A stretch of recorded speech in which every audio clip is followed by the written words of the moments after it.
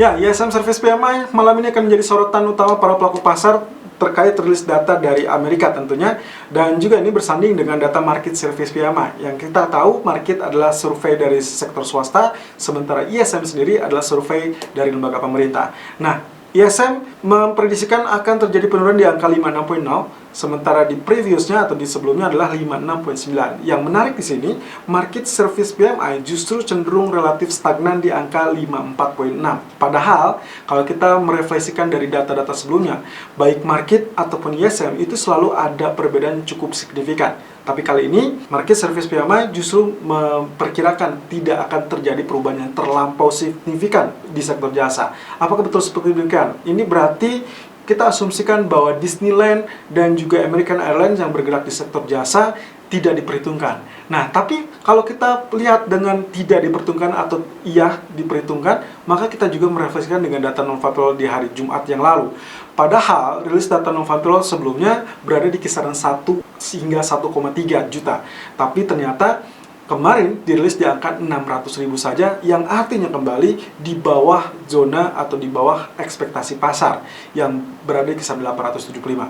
Nah, hal ini menyiratkan bahwa apa yang sempat diumumkan oleh Disneyland ataupun American Airlines di satu pekan sebelumnya berarti sudah diperhitungkan di data non-farm payroll kemarin. Yang artinya lagi, mungkin saja ini sudah mengisarkan tentang perlunya atau pentingnya paket stimulus fiskal dari Senat yang sampai saat ini masih menunda-nunda untuk menggolkan hal tersebut. Apalagi Senat cenderung menolak untuk adanya kelanjutan dari paket stimulus.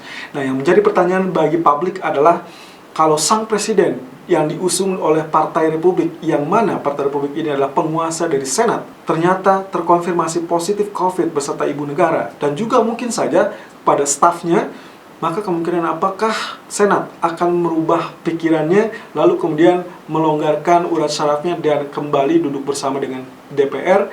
Dan kalau itu terjadi, maka kemungkinan ini adalah hal yang cukup baik, terutama untuk safe haven gold dan juga indeks saham Amerika.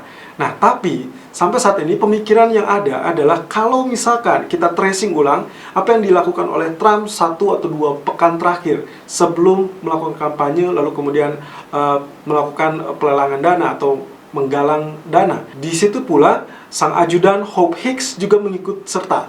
Jika mereka confirm positif, maka staf-staf yang lain dicurigai juga positif. Meskipun sang wakil presiden Mike Pence dan juga Menteri Keuangan Steven Mnuchin terkonfirmasi negatif untuk COVID-19. Tapi yang dikhawatirkan oleh para pelaku pasar kini bukan hanya sekedar kesehatan dari Presiden Trump, tapi juga tentang tracing yang dilakukan oleh pihak rumah sakit terkait dengan COVID-19 ini.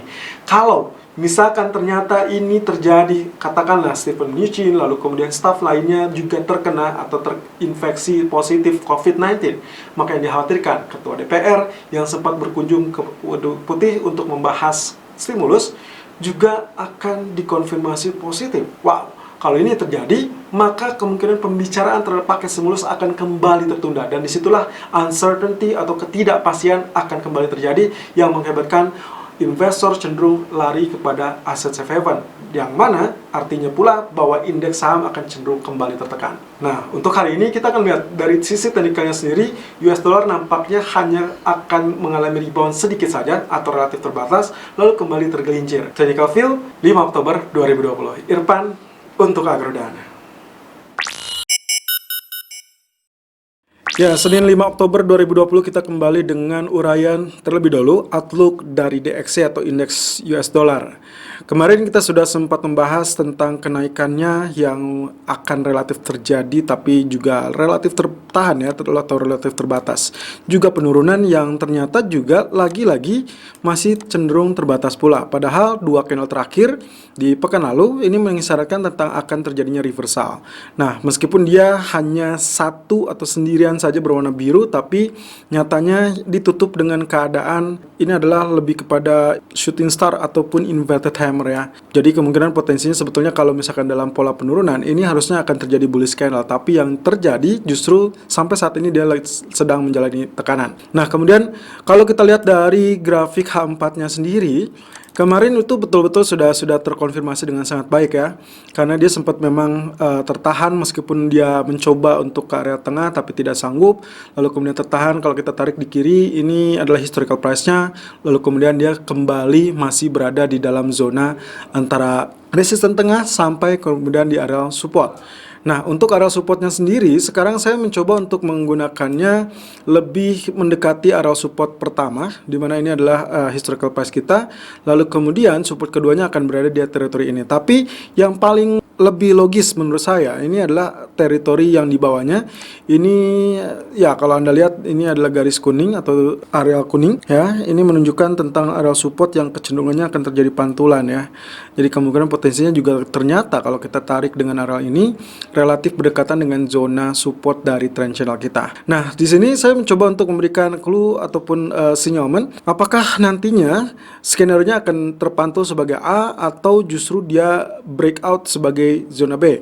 Artinya saat dia terjadi tekanan seperti yang sedang terjadi sampai saat ini, nah kurang lebih di area support nantinya, support dari trendline itu akan sangat menentukan apakah preferable dia akan kembali up atau akan melanjutkan penurunan.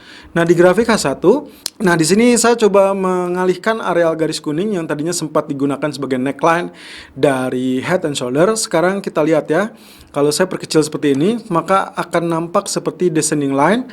Lalu kalau misalkan kita asumsikan bagian bawahnya cenderung datar, ya asumsilah areal yang paling jauh adalah areal yang sempat kita buat tanda panahnya ya, inilah historical price-nya.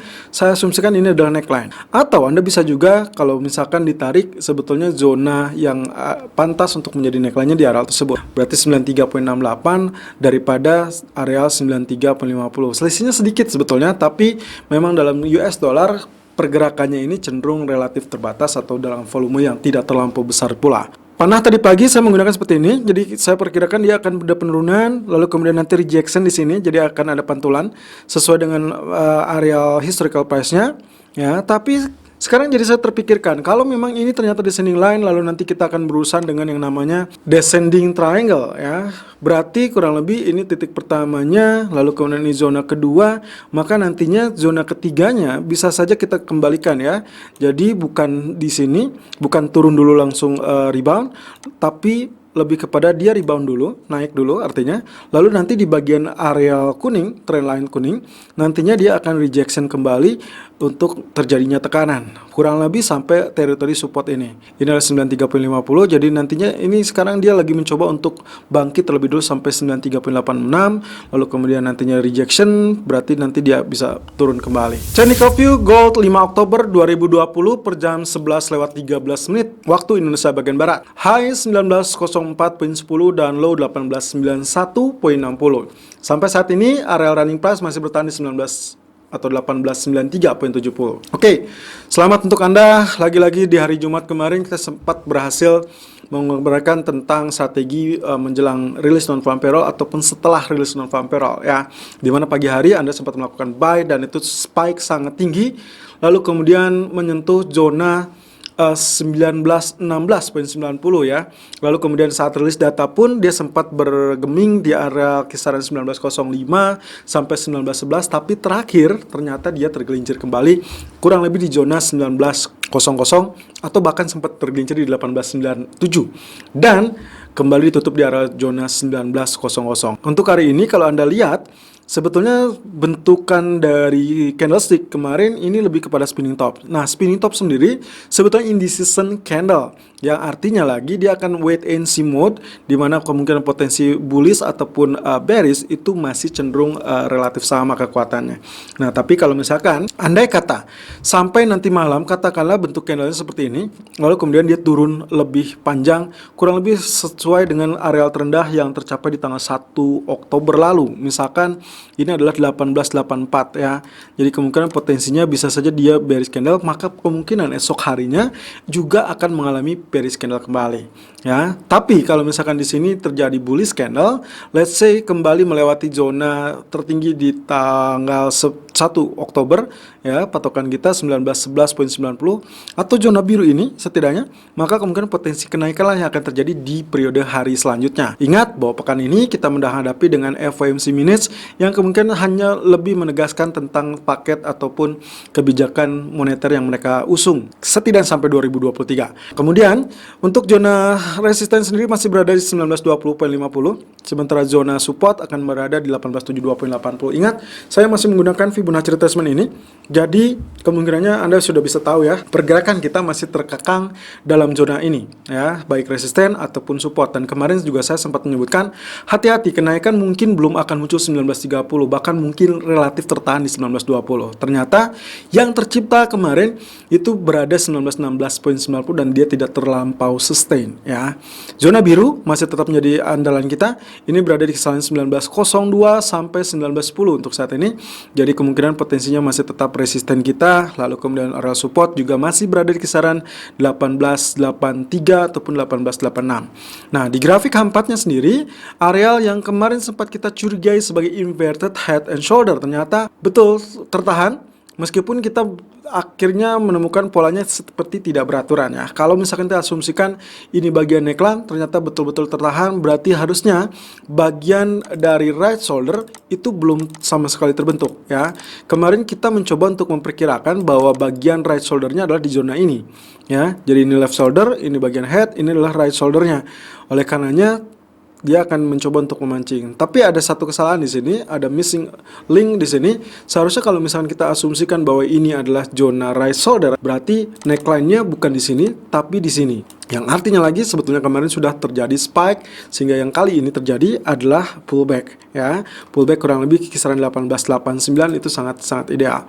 Tapi karena kita sudah terlanjur menggunakan zona ini sebagai neckline, it's okay. Yang berarti saya harus merevisi tentang outlook dari potential right shoulder-nya yang bisa saja baru akan terbentuk sekarang. Yang artinya lagi, swing low yang akan terjadi sampai nanti siang atau sampai nanti sore, kemungkinan inilah penentu sebagai zona right shoulder apa tidak. Ingat, zona right shoulder-nya bisa saja equal dengan bagian left shoulder, dan itu berada di area 1881. Wow, sangat dalam ya. Tapi anyway, tadi pagi saya sempat share tentang outlook-nya seperti demikian. Kalau ini sebagai misalkan, let's say ini pullback ya, dip terlebih dulu, kemudian dia rebound. Nah, reboundnya di sini nanti akan terjadi penentu nih. Apakah dia nantinya terjadi rejection kembali, artinya kembali penurunan, berarti itu targetnya adalah resisten di 1907 ataupun 1906, atau nantinya dia akan tembus zona 1907 dan melanjutkan sampai 1924 ya. Nah, yang jadi kendala lagi, ternyata resisten kedua di 1924 ini juga ada dua kemungkinan. Apakah dia lanjut untuk tembus, artinya teruskan kenaikan, atau dia kembali rejection dan kembali ke titik neckline di zona 1907. Nah, itu yang kemungkinan bisa terjadi kalau kita lihat dari outlook garis grafik H4. Nah, di grafik H1-nya sendiri, kalau kita lihat dari zona yang sebelumnya kita gunakan, areal trendline-nya sekarang juga kembali diuji dengan sangat baik. Yang artinya, kalau ini sesuai dengan apa yang kita gambarkan tadi pagi, seharusnya ini adalah zona di mana Anda sudah mulai melakukan buy. Meskipun saya mencantumkan di situ areal idealnya adalah di areal ini. Saya mengambil zona ini sesuai dengan historical price-nya, lalu kemudian kalau saya tarik lagi sini ya, sebetulnya ini bisa menjadi areal resisten kita, dan kita akan pahami di sini adalah tentang expanding triangle. Yang artinya lagi, dalam beberapa jam ke depan, ini sebetulnya adalah area pantulan atau rejection, lalu kemudian nantinya dia akan menguji at least area 1897, kemudian dia koreksi lagi di 1894, barulah nantinya dia mengalami kenaikan lebih lanjut. Jadi, kurang lebih secara ideal Anda bisa melakukan buy on dip di kisaran 1890 ataupun 1893 dengan target pertama adalah 1897 dan target kedua adalah 1905 ataupun 1906.80. Kemudian stop loss silakan gunakan kurang lebih di teori 7 poin dari area 1890 yaitu di 1883.00. Ingat, ini adalah alternatif strategi dari apa yang sempat kita share tadi pagi. Selalu gunakan stop loss dan manajemen sesuai dengan equity dan strategi trading Anda. Irfan untuk Agrodana.